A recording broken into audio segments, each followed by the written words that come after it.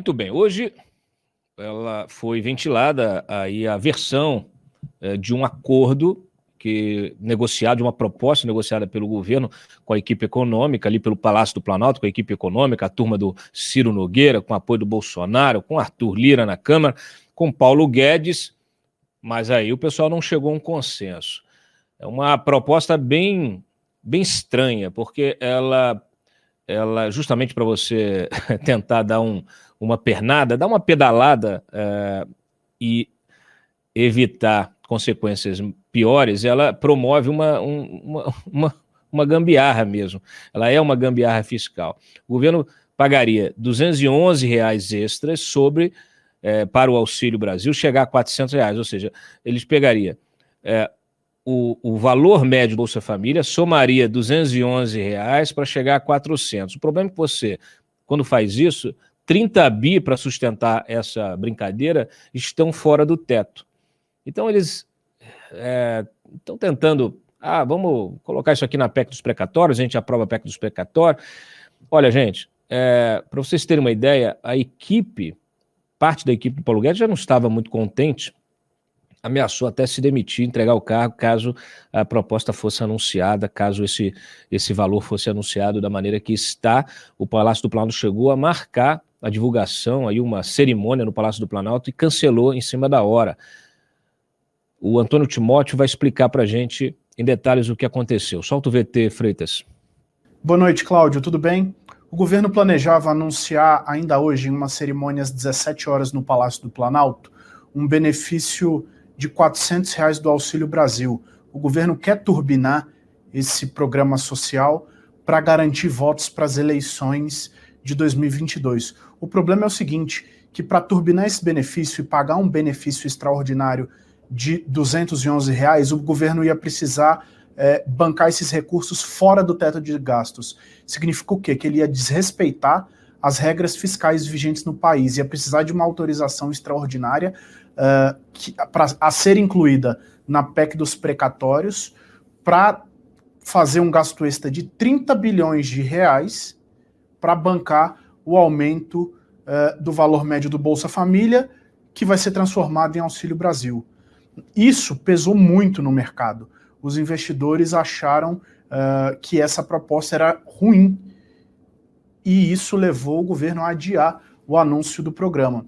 Então, o que aconteceu? O dólar fechou em alta de 1,33 hoje e a bolsa caiu mais de 3%, mostrando que o mercado não gostou nem um pouco dessa proposta do governo, que significaria o fim do teto de gastos, né? Vale lembrar que o governo já conseguiu, para esse ano, uma autorização para gastar 40 bilhões fora do teto de gastos para bancar o auxílio emergencial. Naquele momento, o mercado entendeu que sim, existia a necessidade de o governo manter essa ajuda aos mais necessitados. Agora, com o processo de vacinação em massa, uma reabertura da economia e a geração de empregos, o mercado entende que o governo tem que reduzir esses gastos extraordinários fora do teto de gastos para que ele possa voltar à sua trajetória de reformas e de reequilíbrio fiscal.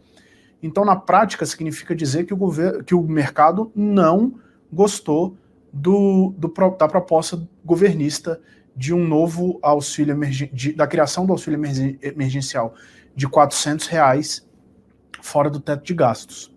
É isso. Fica com você aí, Cláudio.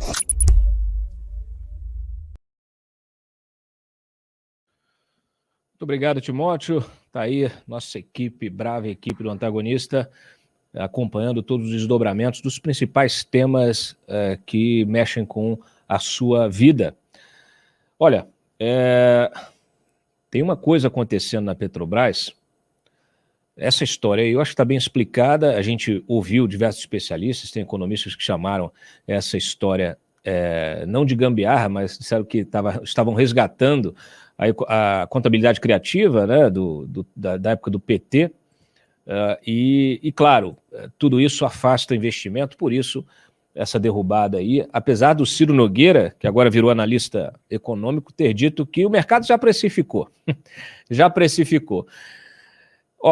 É realmente situação muito complicada. O governo aposta, o Bolsonaro aposta neste auxílio para a reeleição, aposta tudo. Não é a única coisa, né? Tem várias medidas aí populistas, mas o fato é que o Bolsonaro, gente, ele está sequestrado, ele se permitiu, obviamente, sequestrar. Um governo sem planejamento, sem plano, ele acaba sendo sequestrado pelo populismo do governo anterior. Então, ele, em função da disputa com o Lula, pratica as mesmas obviedades, aquelas que já levaram o Brasil ao abismo econômico. Então, o que nós temos é uma repetição. Aliás, Freitas, olha só. Freitas, pega aquela capa da Isto É, da Dilma, de 2016, que eu te mandei, põe, por favor, na tela, porque assim, vocês viram, né? Causou polêmica a capa da Isto É com o Bolsonaro de Hitler. Aí, hoje até noticiamos mais cedo que a AGU pediu direito de resposta, enfim, tá aquela briga jurídica. Aí eu recebi uma capa da Isto É de 2016, em que o personagem era Dilma, que também era acusada de excessos, de abusos, etc. Inclusive até de agressões a funcionários, enfim. Mas o que me chamou a atenção não foi só o perfil do personagem principal, né? Tá lá, as explosões nervosas da presidente. Mas duas notícias que estão no topo da página aqui, da capa da Isto É, que é assim, olha, gripe que mata, como se proteger do vírus H1N1 que se alastra pelo país. E fim de feira, no Vale Tudo para se manter no poder, Dilma distribui 50 bilhões e mais de 600 cargos. A gente piorou os problemas e não saímos deles. Nós estamos, sabe, se era o H1N1, agora virou o coronavírus, o centrão fisiológico extraindo tudo da máquina que pode, novamente, e um presidente desequilibrado. Quer dizer, é muito... É sintomático, vocês têm que parar, vocês eleitores. Parem. 2016, 5 anos se passaram. Nós estamos revivendo os mesmos problemas de forma ainda mais agravada.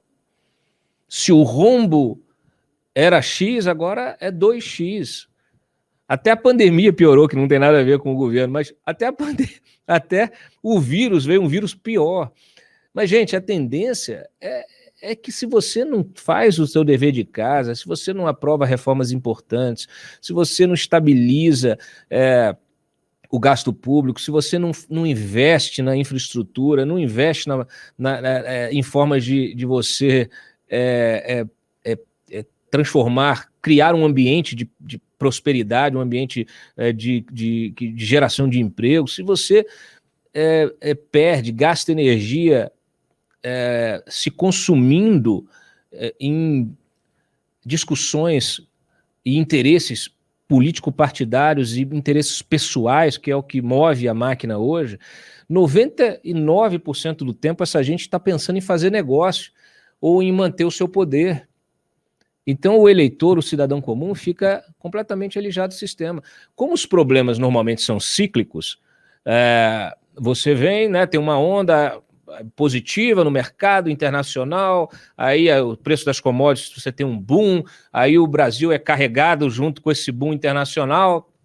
Se você não usa esse boom, como o PT não usou, o Lula não usou, para você criar uma estrutura, essa riqueza, você transformar isso realmente numa estrutura que garanta segurança ao país, segurança econômica, que garanta segurança social, que garanta ao país estar preparado para o próximo ciclo, no próximo ciclo a gente vai estar pior. É isso que está acontecendo. Você teve roubo, desvio, usaram a riqueza para enriquecer, fizeram infraestrutura em outros países, e agora você tem novamente um governo abilolado, cercado de gente corrupta, interessada também em enriquecer, só interessada nisso, e aí você tem uma crise internacional, agora você tem uma crise de energia, preços do petróleo subindo, né, de combustível subindo, risco de desabastecimento. Olha só essa notícia aqui, a Petrobras não atenderá a demanda por combustíveis em novembro. O setor fala em desabastecimento. Põe na tela, Freitas. Tá aqui, ó. Petrobras informou ao mercado que não atenderá em novembro todos os pedidos de compra de combustíveis enviados à empresa pelas distribuidoras. Segundo a estatal, a demanda por diesel cresceu 20% em relação ao mês de 2019 e 10% no caso da gasolina. Os revendedores temem que ocorra desabastecimento. Abre aspas aqui, ó. A Petrobras informando, para o mês de novembro, a Petrobras recebeu pedidos muito acima dos meses anteriores e de sua capacidade de produção. Apenas com muita antecedência, a Petrobras conseguiria se programar para atender essa demanda atípica. Na comparação com novembro de 2019, a demanda dos distribuidores por diesel aumentou 20% e gasolina 10%, representando mais 100% do mercado brasileiro. A gente vai aprofundar isso aí, porque está muito estranho, né? Não se programou. O comunicado da Petrobras foi divulgado após a Federação Nacional de Distribuidoras de Combustíveis informar que algumas das empresas filiadas receberam comunicados da estatal que informavam cortes nos pedidos para fornecimento de gasolina e diesel. A entidade disse o seguinte: as reduções promovidas pela Petrobras, em alguns casos chegando a mais de 50% do volume solicitado para compra, colocam o país em situação de potencial desabastecimento. Haja vista a impossibilidade de compensar essas reduções de fornecimento por meio de contratos de importação, considerando a diferença atual entre os preços do mercado internacional, que estão em patamares bem superiores aos praticados no Brasil. Então, assim, o que está acontecendo aí? Nós vamos verificar se isso é incompetência, se há algum interesse por trás. Mas é impressionante, não me surpreenderá. Né?